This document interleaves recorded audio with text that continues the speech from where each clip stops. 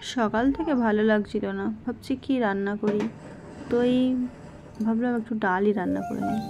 তো ডালটা বানানোর জন্য 200 গ্রাম ডাল নিলাম, তারপর নুন, হলুদ, একটু জিরের গুঁড়ো, একটু রসুন আর আদা কুচিয়ে নিয়েছি, পেঁয়াজ, লঙ্কা, টমেটো সব কুচানো, আপনারা দেখতেই পাচ্ছেন।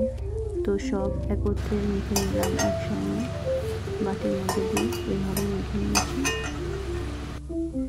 তো এবার একটু কাঁচা তেল অ্যাড করব, সেটাও ভালোভাবে মাখিয়ে নেব।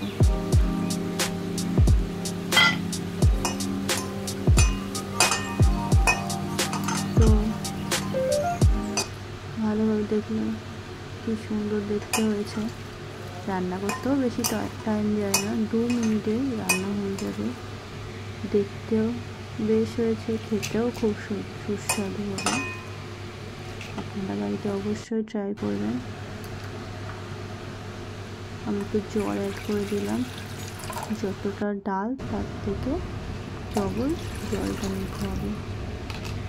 চালটা একটু গোটা গোটা থাকবে, বেশি গলে গেলে ভালো লাগবে না।